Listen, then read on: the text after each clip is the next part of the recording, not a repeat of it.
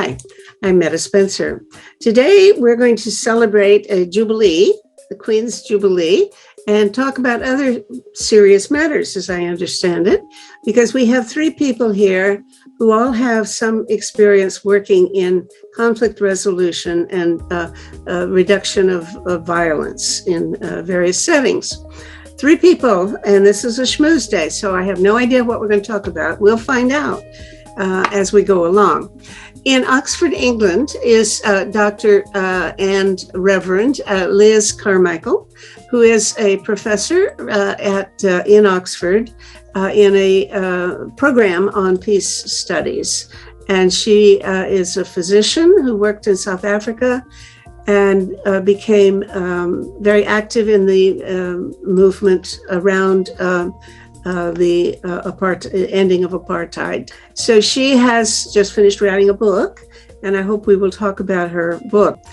Rachel Small is a coordinator of by and for the World Beyond War organization, which is a very large and very active peace movement located in several different countries. Also here in Toronto is Matthew Legg is, I don't know what your title is, but I know you're working for the Canadian Friends Service Committee, which is a Quaker organization, charitable and humanitarian works organization, located in the Friends House on, is it Lowther Street, down in not too far from here in Toronto.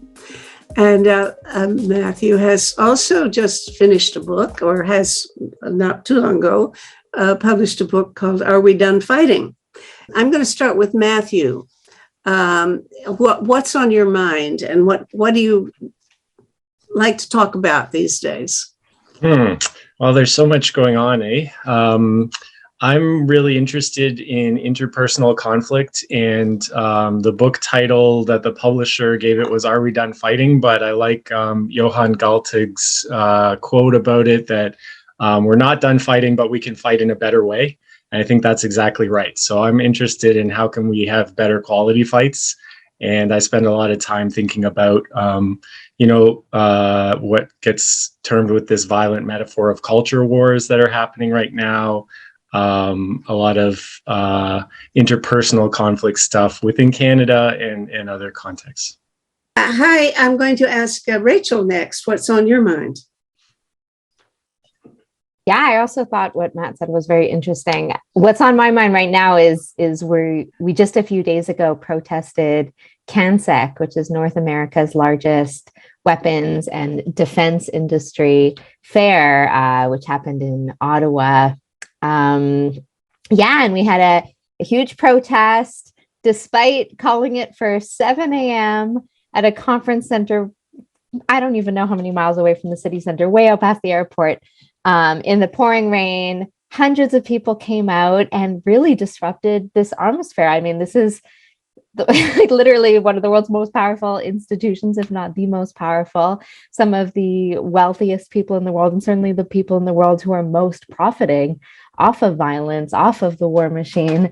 And they were severely delayed in getting to their convention by us. There were various entrances were blocked at various times for various amounts of hours, kind of off and on, but it was really great to jam up their arms fair. The police, of course, showed up in full force, actually in much larger numbers and much more aggressively than we had anticipated. Oh, this is the thing about being successful in getting a big protest and in really spreading the word, is that they also got the word that we would be there. They erected a huge metal fence around the entire perimeter of the conference center, which has never happened before. So in a way, they almost militarized, created this militarized protected zone around. Who were these people? Were they Ottawa police, or were they guards for the industry? Ottawa police. So that's funded by the city of Ottawa, by people who live in the city. They were paying. I have no idea. You say aggressive. How aggressive? Did they rough anybody up? Yeah, they severely injured the shoulder of my good friend Murray Lumley, who him and I and a few others had laid down a huge banner, 40 feet long, maybe, that said blood on your hands. And we were just lying on it on the pavement, sort of blocking the cars. And it's not that we didn't expect the police to respond, but I have never experienced them moving from 0 to 100 so quick, dragging us off of the banner with no chance to even begin to think about negotiating when we might leave or so forth. And they tore the rotator cuff in his shoulder in the process. He's, for those who don't know Murray, a credible peace activist in Canada. He's in his 80s, like lying on the ground on a banner. Like, there can be no stretch to say that he posed any kind of threat to anyone. It was clear that the police saw their role there, defending their buddies, right? And police, of course, buy a lot of the weapons sold at this arms show. Myself, I'm lucky to be fine, but I'm over 7 months pregnant. They could definitely see that. And they were very rough with me as well. And I mean, this is 100% typical of the police, right? This is the norm, not the exception, but yet another example of who they defend and who they serve. And it's never public protest, right? It's always going to be the wealthy, the powerful, the arms dealers. What was the purpose of all this? It wasn't just to celebrate something. Some deals and sales are actually made at the convention, but I think it's also a lot of sort of connecting. There are international delegations that tour the convention every year when it happens. And then there are arms sales that follow from it. So, for example, Brent Patterson with Peace Brigades International Canada has done a really excellent job demonstrating, for example, how a few years ago, the Colombian delegation toured CANSAC, and then very shortly after, a huge number of LAVs, light armored vehicles, they're small tanks, were then sold to the Colombian army from Canada. So, like, these are how these connections and these arms deals. Well, is the public welcome to come in and look around or encourage? No, it's extremely guarded. It's not, there's no aspect of it that's open to the public, even for media. It can be challenging to get inside. They have to sort of be pre-accredited in all these ways.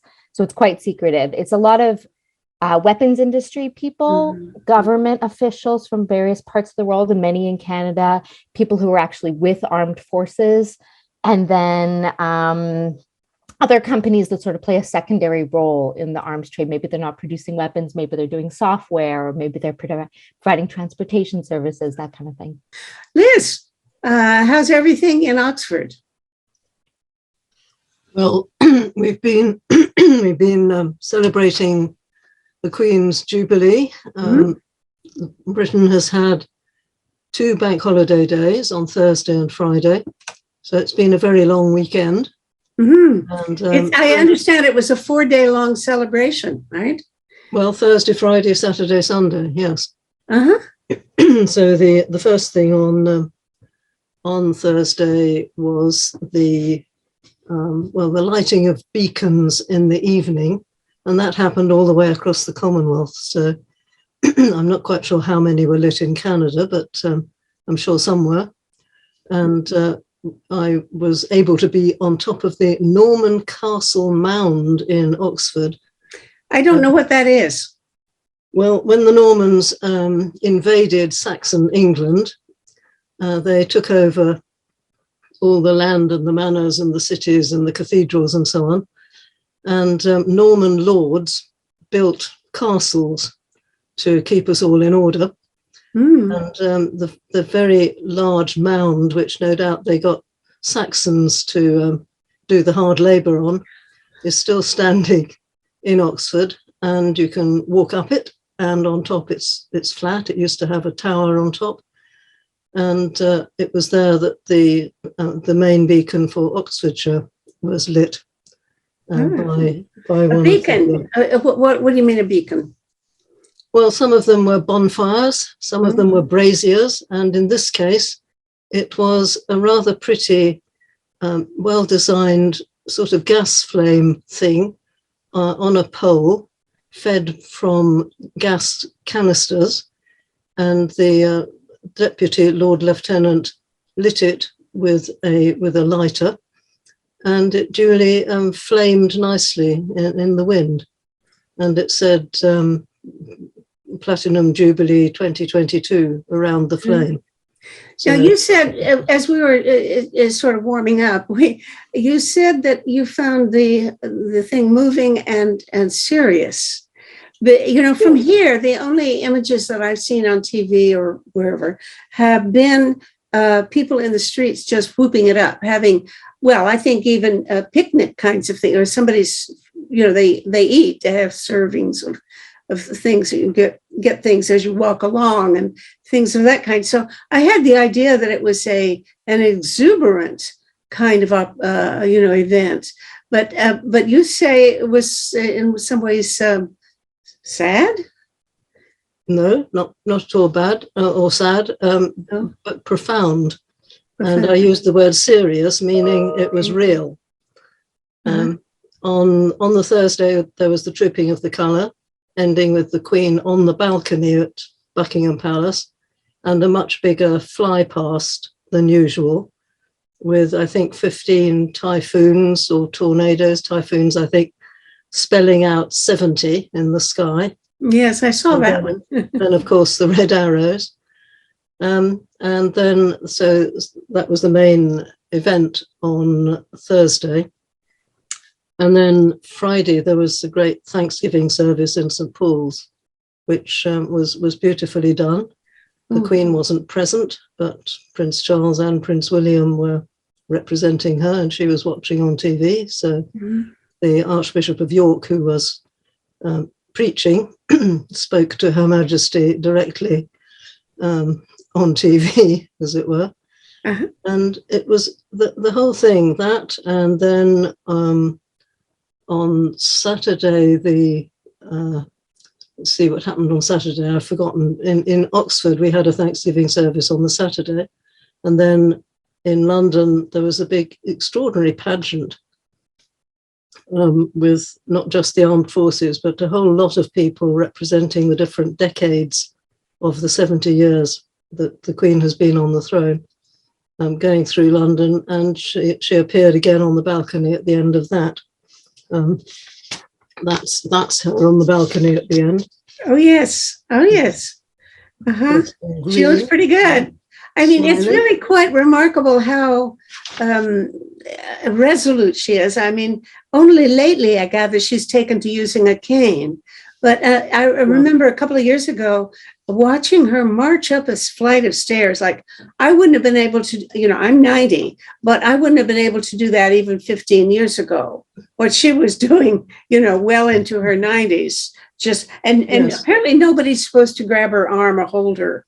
Maybe her grandson could or something, but she does it herself without a rail to hold on to. And that was only a couple of years ago. And, you know, you may remember that when she was 21, before she became Queen, but when she was the heir to the throne, she made a radio broadcast to the whole Commonwealth and Empire, dedicating herself, whether my life be long or short, to your service, and asking for people's prayers and sharing in that vow with her. And at the age of 96, she said this thank you at the end of the Platinum celebrations. When it comes to how to mark 70 years as your Queen, there is no guidebook to follow. It really is a first. But I have been humbled and deeply touched that so many people have taken to the streets, and the street parties were mainly on Sunday, but also on the other days too, have taken to the streets to celebrate my Platinum Jubilee. While I may not have attended every event in person, my heart has been with you all, and I remain committed to serving you to the best of my ability, supported by my family.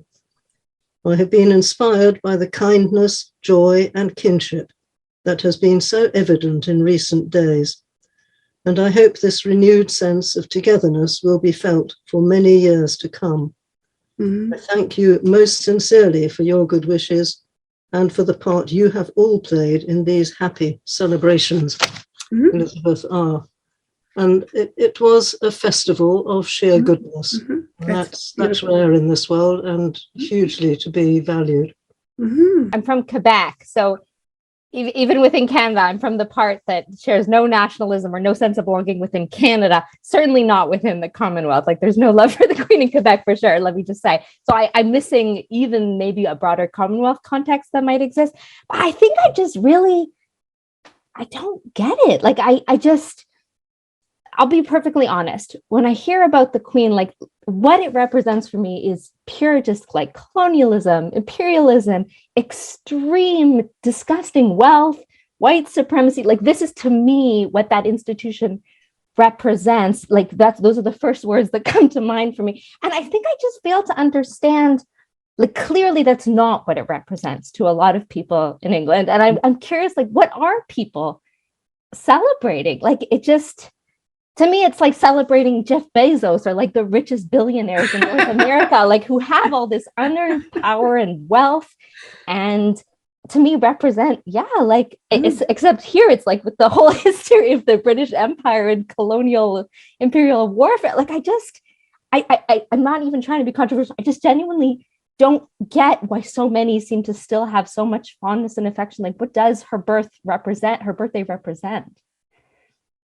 Liz, it's all yours. You walk right into that one. Where does one start? First of all, being nasty as a nation is not reserved to nations that have monarchies. Lots of nations can be extremely nasty to other nations without having a monarchy at all. The monarchy represents continuity and represents the nation in a way that is above politics. Instead of having a political head of state, most of them are political in one way or another if they're elected.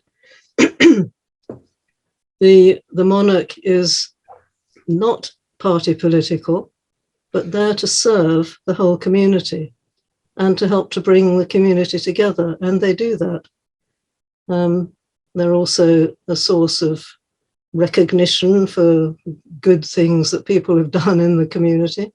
The honours system works reasonably well. I mean, you can have an honours system without a monarch, but it gives a certain colour and continuity to the honours system as well. So it's something to be profoundly valued.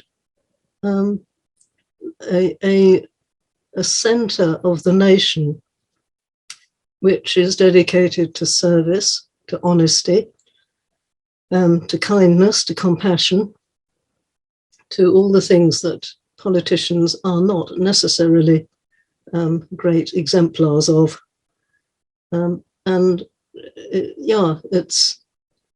It's something that is celebratory in itself. I mean, you have pomp and circumstance, but that's a nation celebrating itself.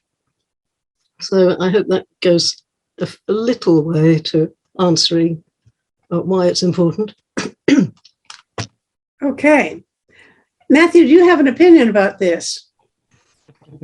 I think it may be a bit of a generational thing here in Canada, because I know that my parents' generation, but certainly my grandparents' generation, felt a lot more interest in the monarchy than I personally feel, or than anybody that I know of my age kind of feels. Like, I think younger people, I'm in my 30s, but I think people my age or younger don't tend to follow the royal family very much. That's what I've seen. Mm-hmm. So maybe that symbol has changed its meaning or been devalued as other things have, other analyses or other ways of thinking about power and privilege and et cetera have become more popular in the younger generations. I don't know. But I personally don't feel any connection to the monarchy any more than I feel to other kind of symbolic or mythological ideas or figures. But so I do find it like a really fascinating thing to see the people who are kind of on Queen watch, what's she doing now, or these kind of things, which does happen here in Canada as well. Like I know some people who do that, but as I say, I think just, not scientific, but from the people I know, it happens to be a generational difference. There could be, at the end of her life, Canada would give up the monarchy. that I think public opinion looks like that if you consult polls. And but the thing that is intellectually interesting to me is that it seems that people need to have some kind of super celebrity personality that they can be obsessed with.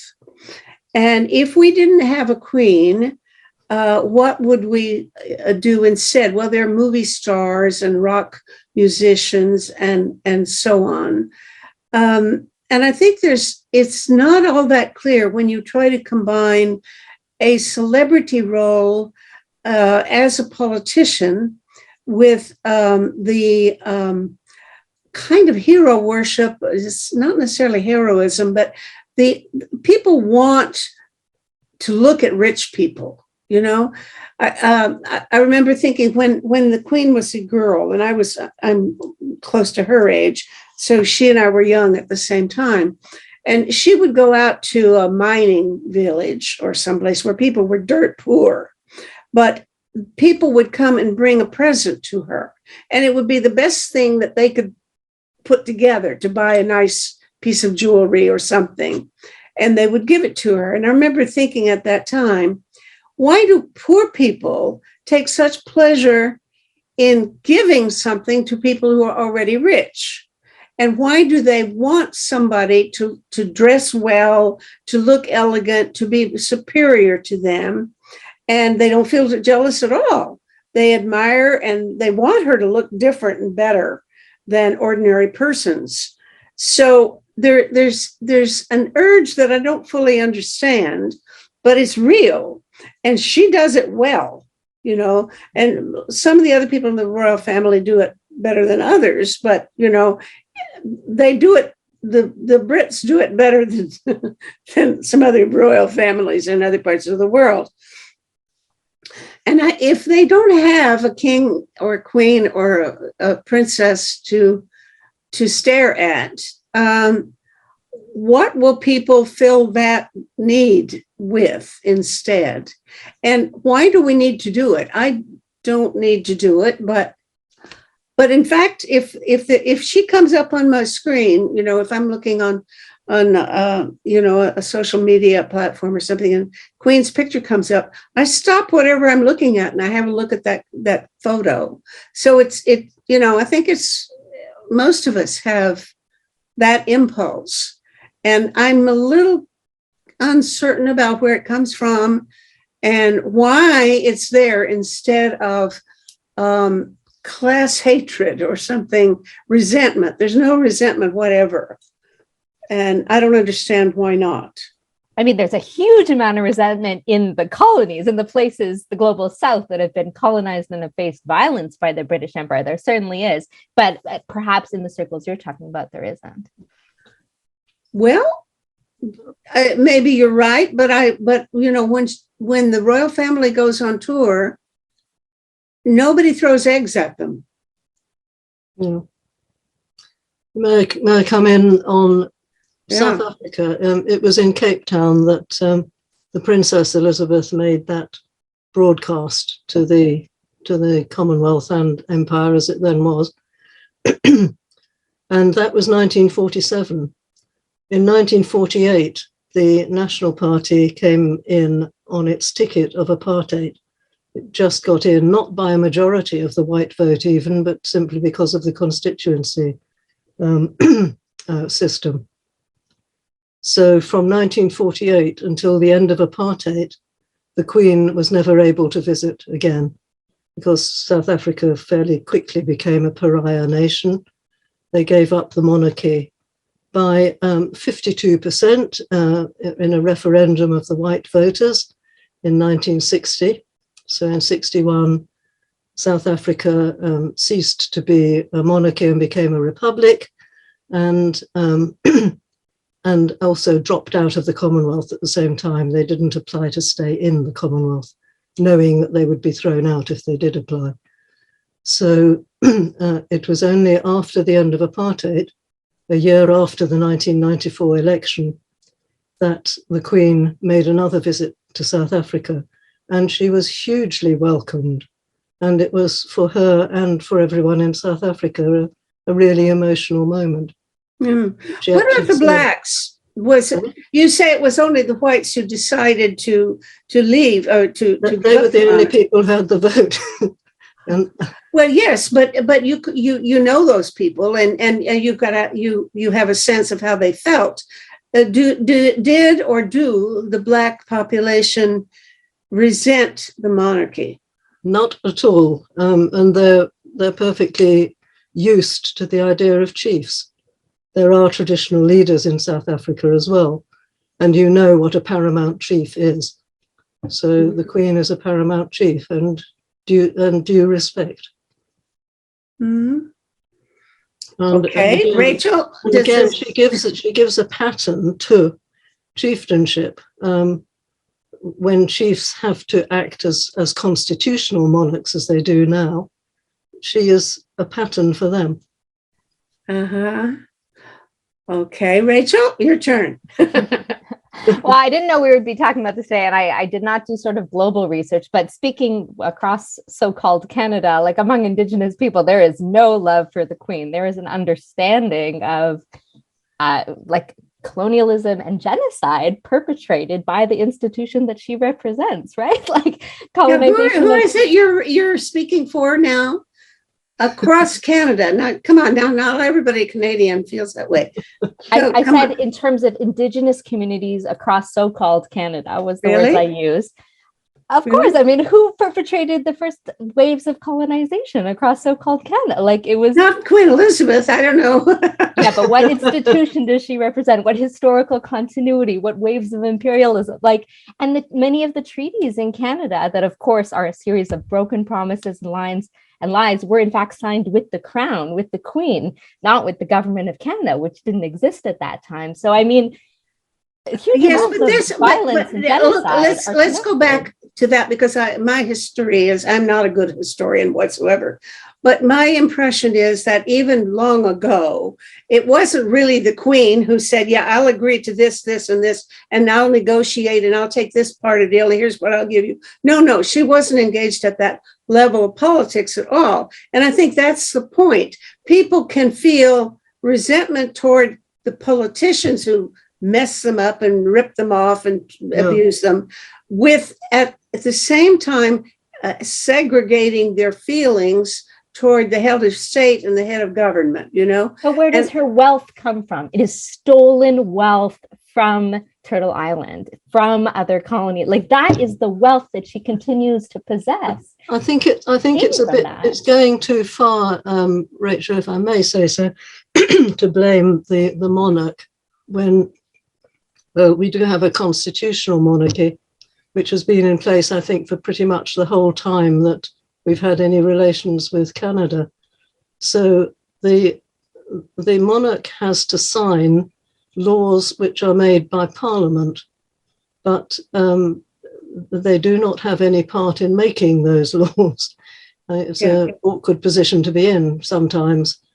I'm sure our present Queen is holding her nose at some of the laws which the present very unfeeling Conservative government is putting through, laws against immigrants and so on.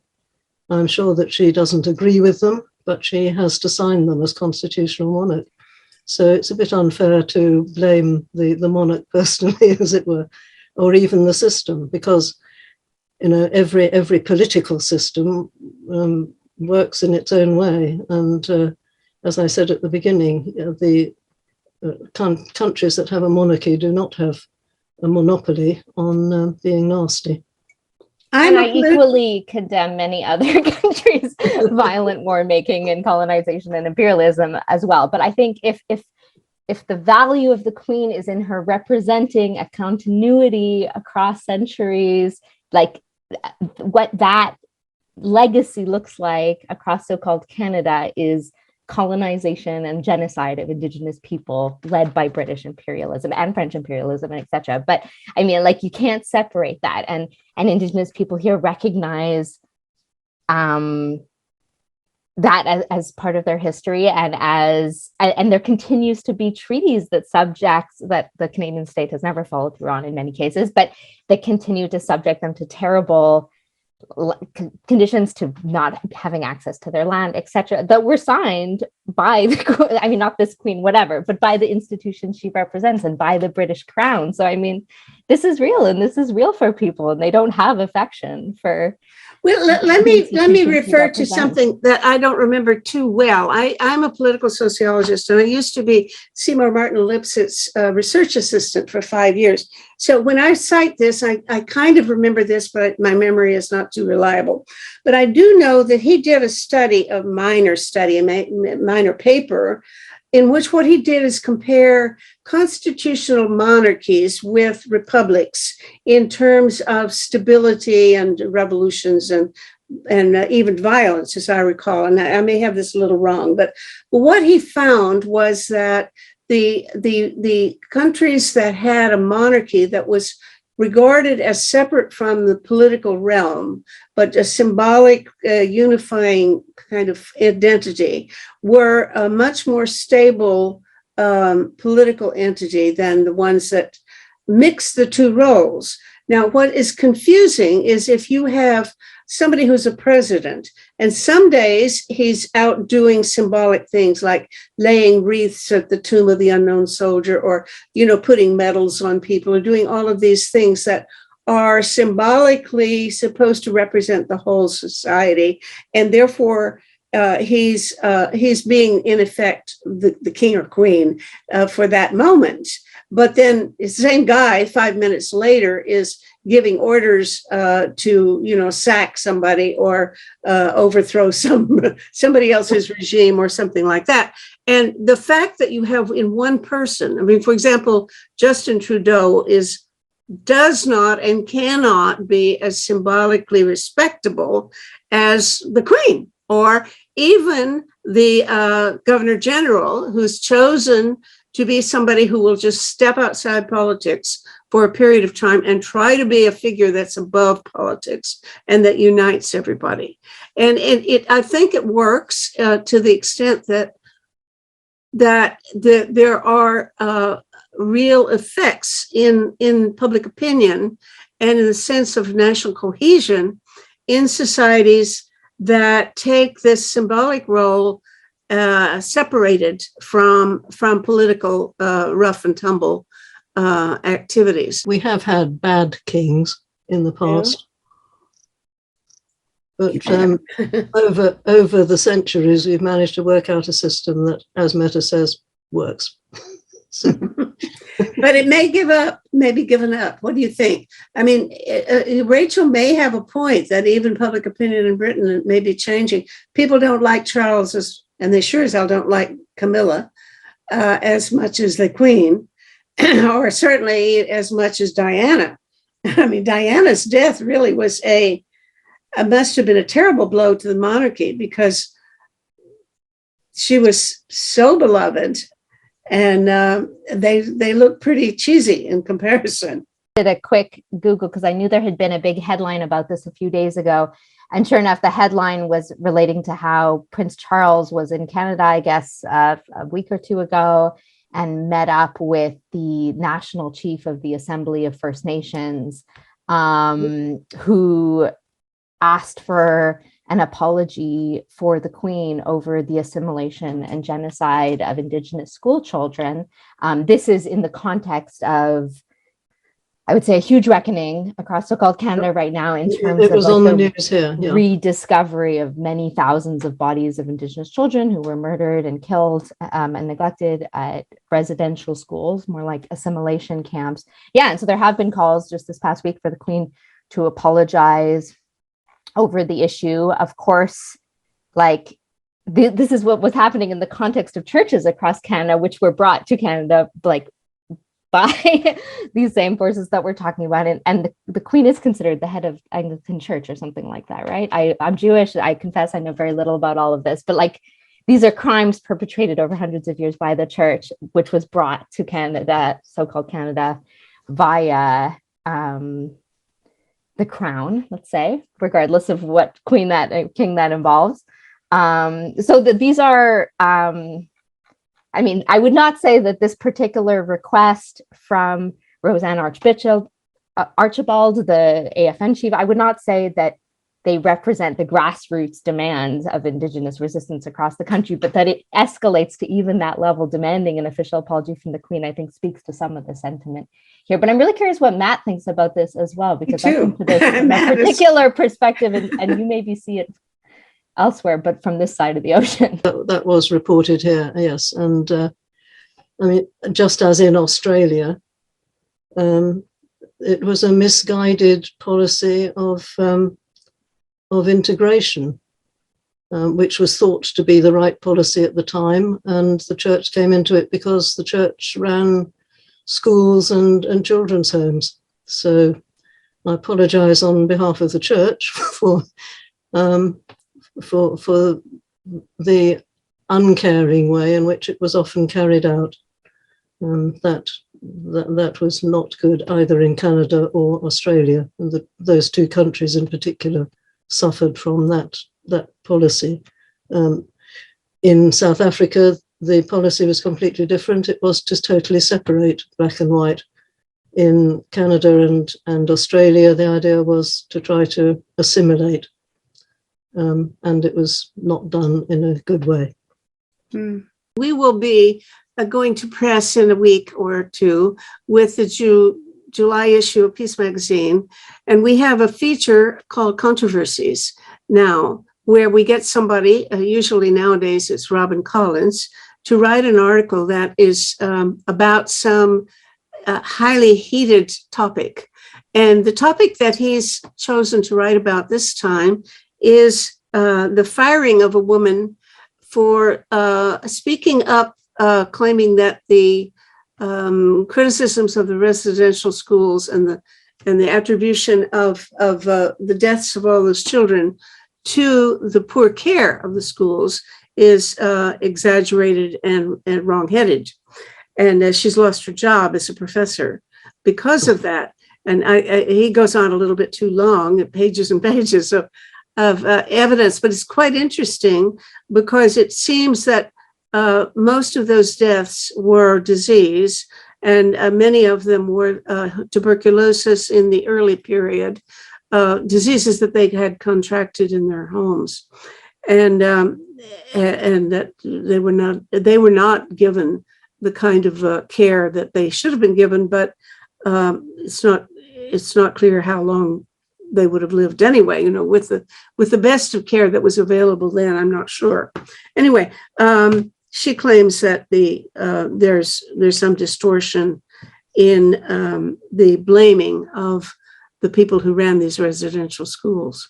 And I'm not going to take a position on that, but just watch out for it. When the magazine comes out, you will have new grist for a good fight, which we will fight well, Matthew. Now back to Matthew. Thanks. Yeah. I had the opportunity to tour the Kamloops residential school, which was the first one that kind of made international headlines for having these hundreds of bodies dug up from unmarked graves.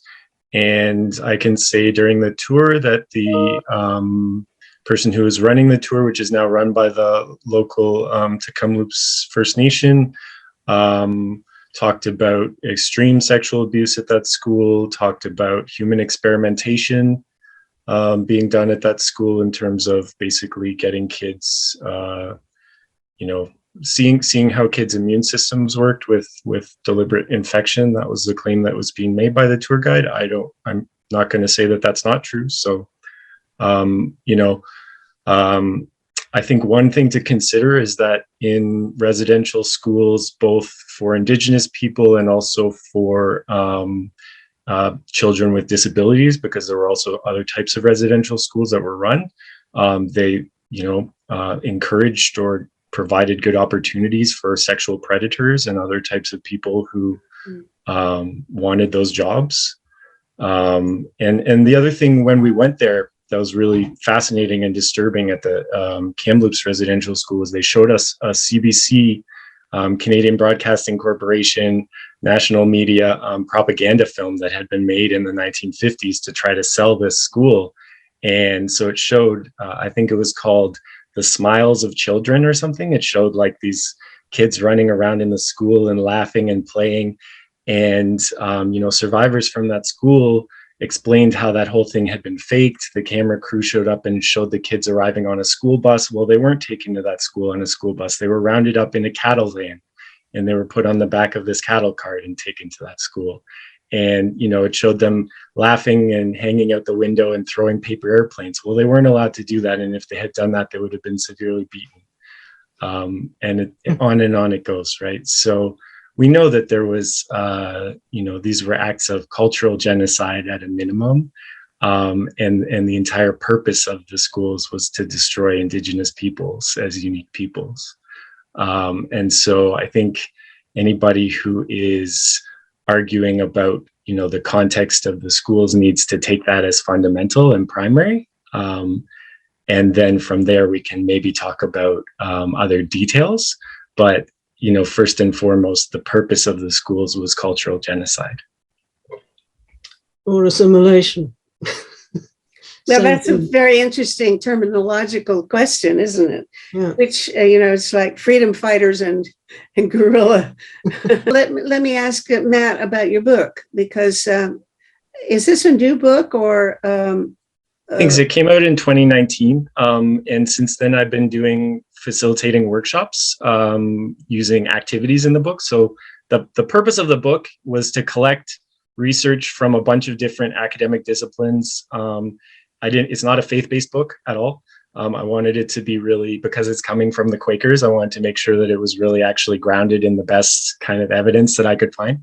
So I did years and years of reading, infinite numbers of studies from fields like social psychology, behavioral economics, neuroscience, anthropology, sociology, trying to find practical and usable tips that an everyday person can use to have better quality conflicts and disagreements on all kinds of issues, and to also then understand kind of how that connects to broader peace issues, more broadly defined.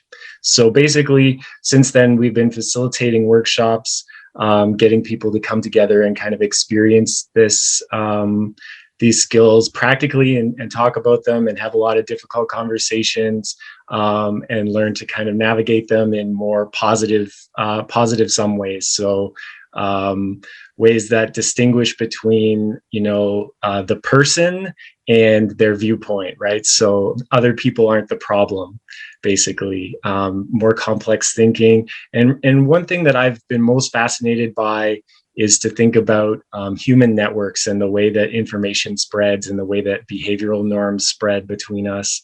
And there's some really fascinating research that's just come out, in the last few years. There's a book called The Human Network, Matthew Jackson, really excellent. So that kind of topic is probably one of the most interesting to me right now. And I was given a blog for Psychology Today, so I also post on there on Psychology Today about kind of interesting research findings that are coming out and relating. Sorry, I don't understand. You were given a blog. What is it like? Psychology Today has a website with a whole bunch of different people contributing columns. So you're like a columnist or what? Yeah, that's right. Yeah. Oh, so they have a bunch of experts on different topics. So mine's on conflict. So are happening, like Will Smith goes on stage at the Oscars and slaps Chris Rock. Then I write a blog post about research related to humor and insults and how that can escalate conflicts in different scenarios, and what you can learn from that about how to engage with people with humor in a more constructive way, things like that. Okay. Well, you want to give us some more examples about your current workshops or recent workshops? Who are these people? What brings people together for a workshop with you? Do they all have some issue that they want to work on, and you're like doing group therapy, or what? Sometimes there's particular issues that are bringing people. Other times it's just, I would say probably interest in connecting with finding out what's out there. It's been on Zoom, so we have had people joining from different parts of Europe and the US, but mostly in Canada. And a lot of what we're doing is learning from each other in the group. So every time I run the sessions, it's totally different because I don't know who's going to be there and what their life experiences will be like. And so that's really fascinating for me. And then we do a lot of active listening. So just practicing that listening skill, which is really a high level skill. It's really important, and it's simple, but not easy. These exercises called concentric circles, a bunch of other exercises too, but yeah, it's a lot of fun. Okay, now is the goal to get people who disagree to wind up agreeing? No. So this is an important point, right? There was a study done on Wikipedia, and what they did was they looked at the quality of Wikipedia articles. And they found that articles that are developed by teams that are more ideologically polarized, that actually don't agree with each other, are of a much higher quality. And the reason for that is that if I just agree with everybody, we're in the same ideological bubble. We don't even think to ask certain questions about this topic, and we have a much less richer viewpoint on that topic. So ideally, we wouldn't all be agreeing. You said if you disagree, don't you mean if you agree with everybody?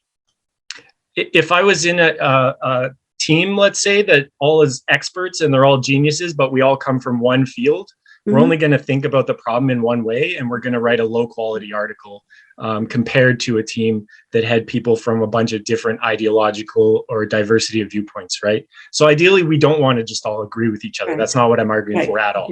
But there's a different thing that's happening right now, which is affective polarization. And that's where we don't just disagree with people, but we dislike them as people. So we feel like if you don't agree with my position, then you're immoral or you're a bad human. And that's kind of what's on the rise right now in a lot of countries, Canada and the US, there's data for this, but a bunch of European countries as well are actually worse off in terms of affective polarization. And, that's where it gets really dangerous. So really what we're trying to teach people is ways to think in more complex ways in conflicts, so that you don't fall into this simplistic binary judgment of I'm good, you're evil. I'm very interested lately in the notion of citizens' assemblies. And one of the thing that makes them work is that they are diverse, and you try to get a real cross section of people, including stupid people, but the whole mix of confused and smart and people who are on top of things, different backgrounds and things. And apparently, if you put those people together, and if they act independently and don't get into a rut agreeing with each other, they actually come up with better decisions than a panel of experts as a rule, So I think that's so interesting, but they have to deliberate and so on.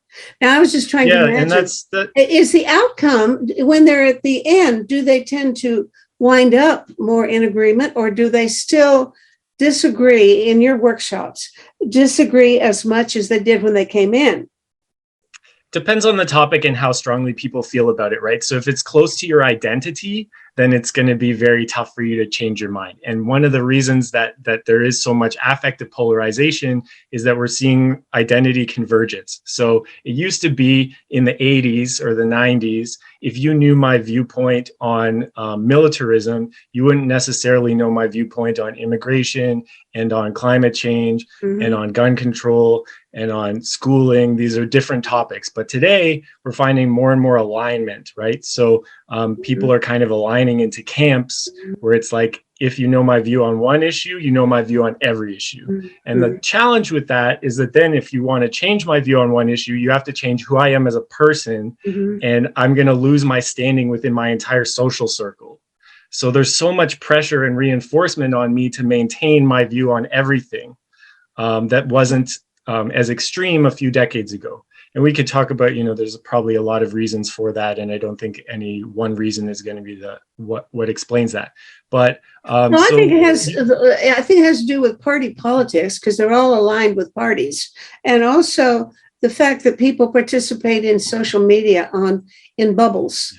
And so they only hear people like themselves. And if the more they hear people like themselves, the more they extreme their values get along the same lines. That's been found. Yeah, a lot can be said about social media, and like there's really disturbing real world studies. There was a major study done by a team in Brazil looking at YouTube users, and they found that people who started off only commenting on more moderate conservative content were actually self-radicalizing into extreme white supremacist neo-Nazi content over the course of about a year. So it was like 40% of the people who were commenting on this really extreme hateful content a year previously had only been commenting on much lighter, more moderate stuff. Mm-hmm. So social media in that way is providing this kind of platform for self-radicalization, becoming more extreme. And I imagine that that's happening in different ideological spaces where people's views are getting more fixed and hardened and extreme through these bubbles and through the algorithms and what they promote, right? Because they promote outrage and they promote certain emotions in people. I mean, you're saying self-radicalizing, and I think I know what you mean there, but I think it can be a misleading phrase because it's not like a self-led process, right? Like maybe they start with this one video, but then the next 10 videos that are suggested to them, as you're mentioning with an algorithm, are pushing them to then engage with more and more extreme content. And so, yeah, do you know what I mean? Like, is it a self-led process, or is it a path they're being unwittingly led down, whereby suddenly everything they're consuming on YouTube is normalizing, certain extreme views? Apparently, this got more extreme when they put on the like button. If at first in Facebook didn't have such a thing, but now, or several years ago, they put this thing on where you click to say that you like what somebody has said. What this does is that Facebook then will send you more things that are similar to what the thing was that you liked, which means that they built up this bubble phenomenon much more as a result of the algorithm that told them, which similar topics to send to people so they get more and more of the same stuff. And that's, I think, very unfortunate. We have to break that down. Yeah, and there's a couple of platforms that are doing a better job. There's an example called Polis. It's been used in Taiwan to have very controversial conversations online. And it's something like a citizens forum digitally, Meta, where basically the algorithm is finding points of commonality across people who disagree, and it's boosting those instead of boosting the trolls who are saying the most extreme things. So they can still go on there and say extreme stuff, but no one's going to see it, or it's going to be very unpopular. It's going to get buried in the feeds. Whereas people who are having a richer conversation and actually trying to find some points of commonality, this platform is designed to boost that. And it's been used by a few different governments in kind of local level decision-making on controversial topics, and it seems to be pretty effective. So, will you send me a link to that? I really want to explore that. That's relevant to something I'm writing about. So thank you for that. Great. And by the way, I'm just imagining you're the workshop leader now. For the next 2 minutes, you are going to you're going to have a workshop and try to reconcile or find common ground, or whatever you do in your workshops, between Rachel and Liz. How are you going to make these two people either agree with each other more or decide that they can like each other anyway? I don't have a concern that there isn't, like here anyways. So just to make that clear. But one thing that I would point out, like there's a whole lot of different ways we could look at this. One thing that I would point out is common human values. There's a researcher called Shalom Schwartz, and he came up with a list of 10 universal human values. I'm not going to say it's fully universal because it hasn't been studied with everybody, obviously, but it has been studied in 82 countries. So there is a fair amount of support for it. So we would look at those values and we could say, what are the things that really the monarchy means to you, and what does it mean to me? And then we could try to find, actually we have similar values, just they lead us to quite different interpretations of things. And that the point of that is not, again, to agree with each other. The point is just to see that we're not actually so different at a fundamental level, so we don't have to have kind of a personal animosity. Mm-hmm. Sounds good to me. Have you come across Justin Welby's book, The Power of Reconciliation? No, tell me more about it. It's very much on the same theme as yours, I should say. The point he makes is that reconciliation involves disagreeing well, not necessarily coming to the same opinion. Yeah, I think there's a real problem with, assuming that everybody has to agree. And also just the other side of it is assuming that it's more mature to stay quiet when you don't agree, because we definitely have a lot of that in our Canadian culture. And that's not necessarily healthy either. Like, a lot of the worst things that people do are because nobody in the group stood up and said, this isn't okay. Beautiful. I confess, when I moved to Ontario, I had like a huge amount of culture shock. And I think largely it was because I came from, Montreal, which has a very different culture, but also a Jewish family and community where, like, you're having loud debates at the dinner table. First of all, you're having 5 different conversations at the same time at the dinner table. But then also, like, of course, you're saying you're wrong, you're this, you're that. And there's no animosity. That's just how you talk about things. And very exuberant with everything. In Montreal, you greet everyone by kissing each other on the cheek. You could say that represents lots of different things, but there's just a lot more, I would say, sharing of your feelings in general. But then certainly when you disagree with someone as well. And then I moved to Ontario and I just didn't understand what was happening. I was convinced no one liked me, first of all, because I wasn't seeing sort of like exuberance or affection. But then also I couldn't understand why everyone just always seemed to be holding back from everything. And it's like, what are you scared of? And I guess I didn't come from a place that was scared of conflict. And so it just was shocking to me. It took me years to feel comfortable with anyone. I wonder whether Liz would make a comparison between, you may not know Quebec, but have you been to Ontario? And would you say that there are cultural differences between, say, Ontario and Britain? Or talk about South Africa in terms of how much people feel free to come out with, pretty disagreeing points of view. Or Ontario and Britain would be the commonality here versus Britain and maybe anywhere else in Europe. Maybe. I don't know. Maybe. I'm not sure that my experience of Ontario takes me far enough to voice an opinion. I've been in Montreal for a weekend. And I spent a year and a month in Newfoundland and Labrador. Okay. And at that time, the topic of conversation in Newfoundland and Labrador was confined to one topic, and that was fish. Is it still? There's not so much fish around now, I gather. You could also talk about the caribou. Extremely nice caribou, which I had out of somebody's freezer. So I guess it was mostly food. There wasn't a great deal of debate about any other topics that I can remember. I think probably the British are less reserved than perhaps they have traditionally been, but they've always been capable of stating their opinions and of debating. So.